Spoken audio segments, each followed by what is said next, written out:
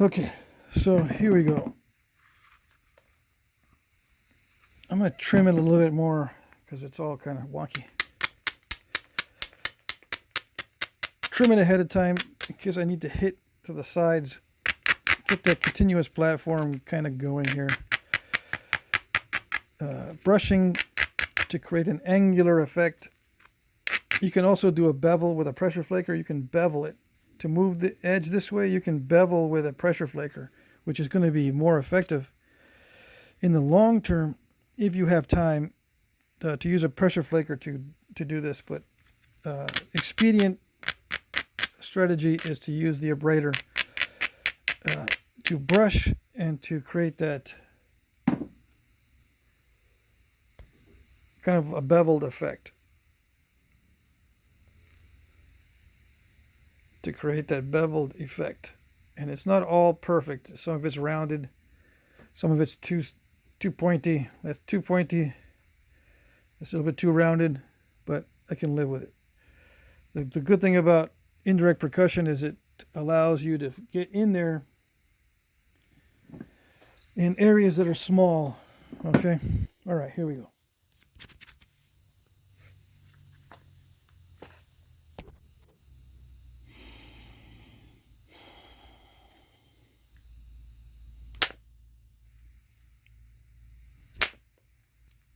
All right.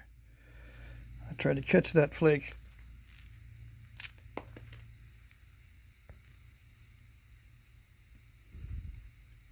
There's still a little bit of that crack left, but not much.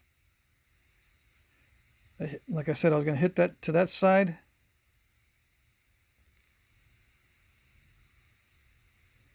Remember how the crack was going this way? That crack was going this way. So I hit to this side so that when it scooped out, it was in line with the crack.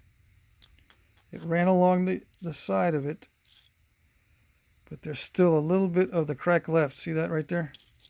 But I think that's easily cleaned off. I can clean that off with a few more strikes. Okay.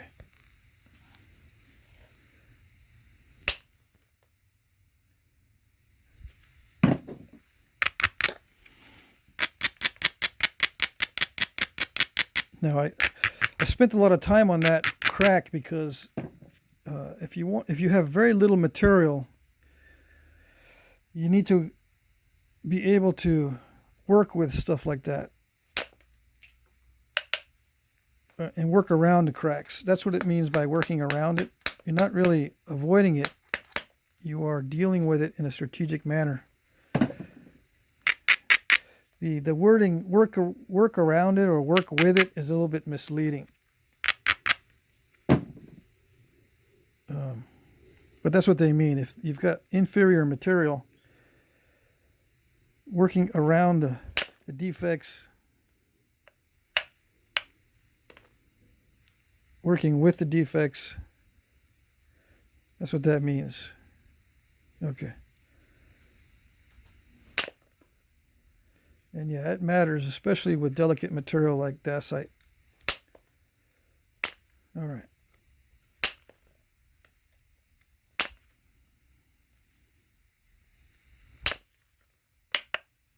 Now I can hit the surface of the. I tend to do this to get some of these flakes to pop out. I don't recommend that for new guys.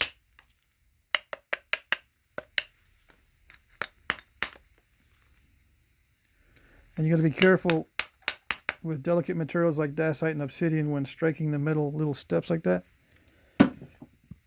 The best strategy is pick those out with a pressure flaker or grind them down.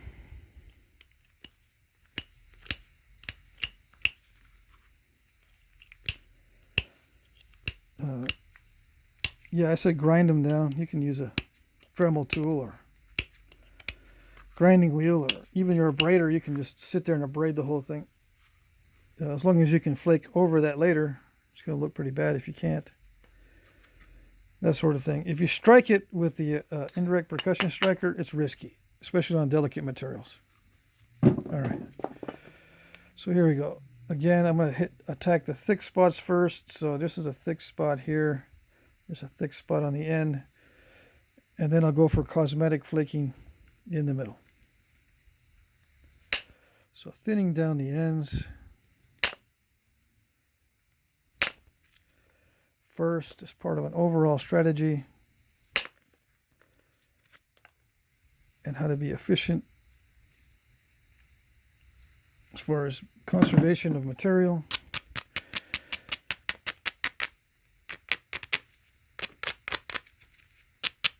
And now I am kind of trimming, but I'm doing it advantageously so I can move the edges closer to the thick spots. Like there's a thick spot here, means I'll brush this way, brush away from the thick spot, move the edge closer to the thick spot so I can hit there. Look around, if there's a thick spot, brush opposite the way, away from the thick spot so it lowers the edge toward that thick area. Easier to remove flakes that way. Easier to shoot longer flakes. But always keeping in mind that you want to hit into a convexity. You do not want to hit into a flat. Like see this little area here? I could be thinking to myself, I don't like the way this looks in the middle. It's still kind of lumpy. Let me hit some flakes into there. No. This is flat right now. See, it's flat. You need more convexity. This is good. This is good here. I mean, this has got some convexity to it, but this one doesn't. Wait until you take some material off the ends. So maybe you can shoot a flake across this convexity. Take some material off the ends by moving some flakes here so that you have more convexity in this direction.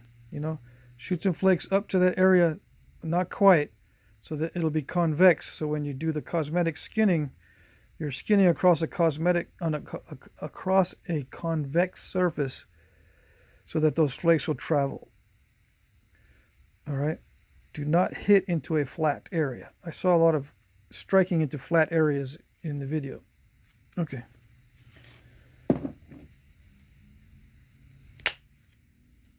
So I'm just going to take some flakes off here and there to reduce thick spots and curvatures and that sort of thing. And remove flat areas.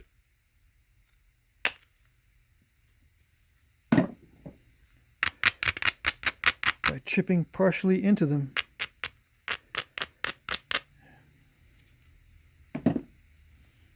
It makes it convex.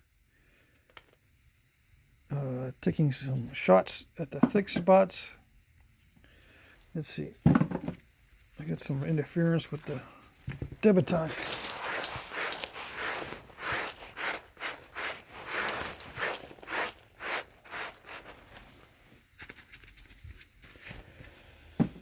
Okay, so right now, I think the rest of this is pretty self-explanatory.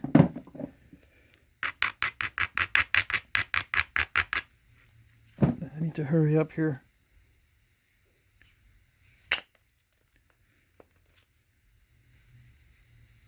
See, this one, I didn't want it to go that far, really, but it did travel.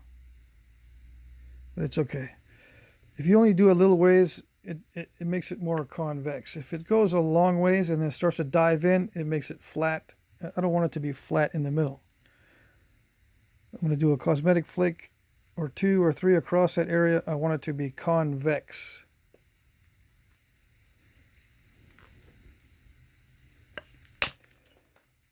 Now there are some real artifacts that have flattened surfaces, which means they're very flat and they were running flakes across the flat. Yep, you can do it, but it requires a lot of patience because you're not really running across the flat. You're running across the most convex areas of the flat, which there's a difference.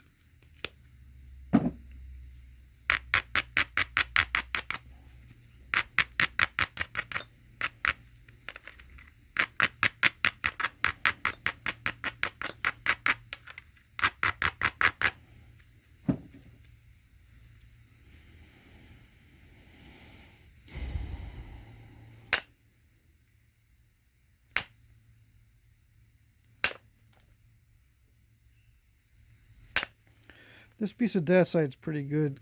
I don't really feel any inconsistent areas where there's a obvious spot where it's difficult to flake through. If I'm having trouble flaking, it means it's just my technique. It looks pretty consistent all the way around. So if I don't need any more width to do what I was planning on doing, that's when I'll do the trimming. I'll brush, instead of trimming with a billet, I just brush with the abrader. I realize that it's not that easy to do it with a very hard material like hard chert. You'll have to put a lot more force into trimming with the abrader, but I prefer to do it with an abrader or with a pressure flaker instead of a bopper. I recommend just getting rid of the boppers unless you have to use it. I mean, unless your brain is just totally adjusted to it and you can't switch.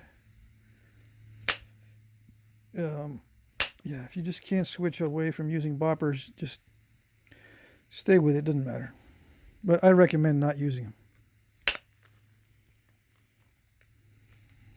Okay.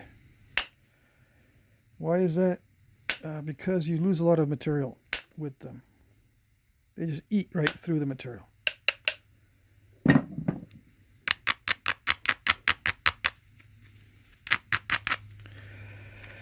Okay, so do I need it this wide for the point that I want to make? Let me think. I should just concentrate on trying to get this thin. How's that?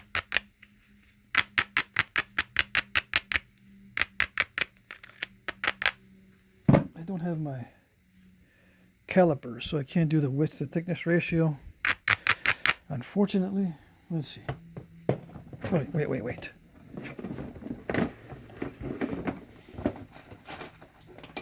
I do have them. Alrighty. Alright, so here we go. I don't want to make this worse, right? So it's 57 by 11. So it's like 5 to 1. 55 would be 5 to 1. I don't want to, as I'm reducing this and getting it thinner, I don't want to go to a 4 to 1. I want to go stay at 5 to 1 or go to 6 to 1 as I'm thinning this.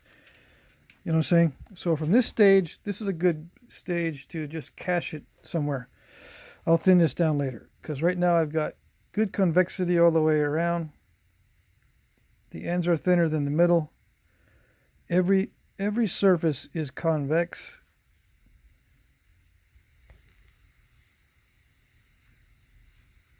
There's very few flat spots.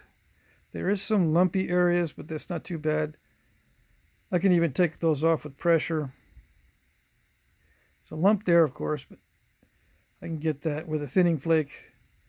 I still need to remove some mass off of some of these areas near the tip. But I'll be doing that as I go. They are achievable. I don't have to do any more convexity shaping on the surface. I can cache this, stick it somewhere, and then bring out another nodule and reduce it down and get a bunch of these going. And then come back to them and thin them down later. But for the video, I'm going to thin it down right now.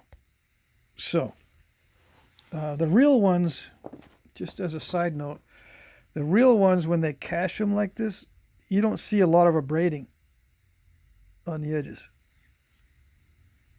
So I don't know if they were abrading just prior to the final thinning. So you don't see the abrading on the cached pieces, or maybe they were pressure flaking the final trimming. You know, I was doing some brushing. It's hard to say. Like, I see a lot of abrasion marks. Like, if I was going to cache this somewhere and leave it, I like it to be smooth and abraded down, both because it's safer to store it that way, it doesn't chip, but to pick it back up, you're not going to cut yourself. But in all the pieces that I've seen, very few have obviously abraded edges. There are some abraded parts on some of these that I've seen cached or partially completed. So that's a mystery to me why they didn't just grind them all down. Maybe they didn't separate them into stages like we do. Okay. But if I were to separate this into a stage, this would be the cache stage or the trade blank stage right here. Okay.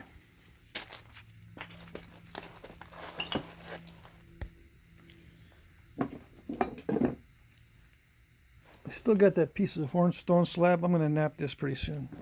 I just don't feel like doing it today. Why? Because I don't know. I have a feeling I'll break it. I already broke this in half. I don't want to break this in half. I want to wait until I think I have more mental clarity before I tackle that one. To finish up that series.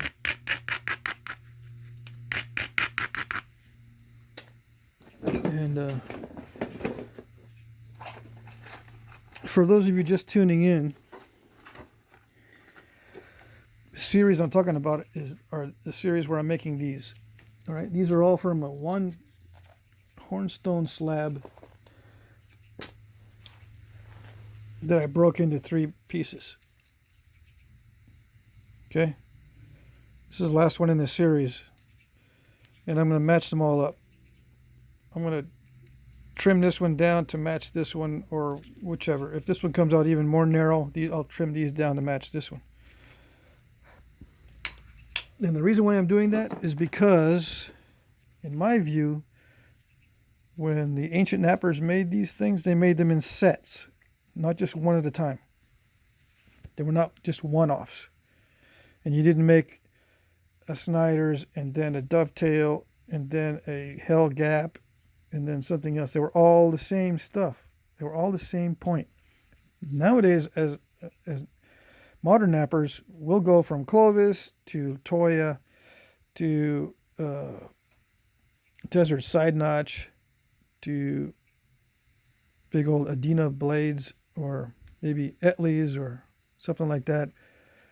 I mean, we switch around. We do all sorts of different shapes and sizes. One-offs of each. That's not the way they used to do it. So if you're serious about doing it the way they used to do it, you should be making sets, more than one at a time. Okay, in my view. All right, here we go. I'm just going to thin this down. I'll try to get it into the zone. Clean the fog off my glasses. It's still cool enough to create fog on the lens and fog on the glasses.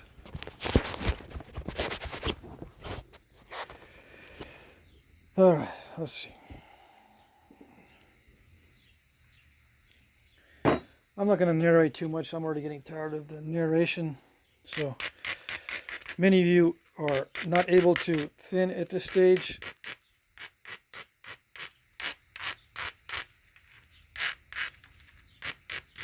And you want to know exactly what I'm doing. You'll have to just wait for another video. Okay.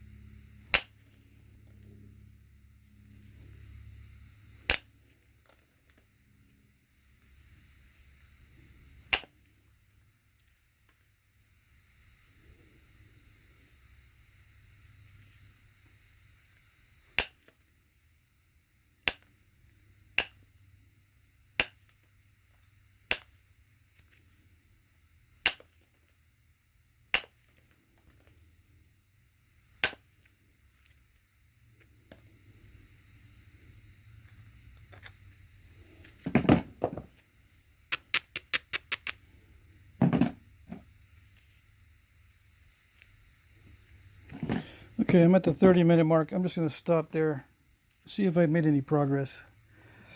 I started thinning at the tip and encountered a problem. So as you can see, it's not that easy. All right, so 52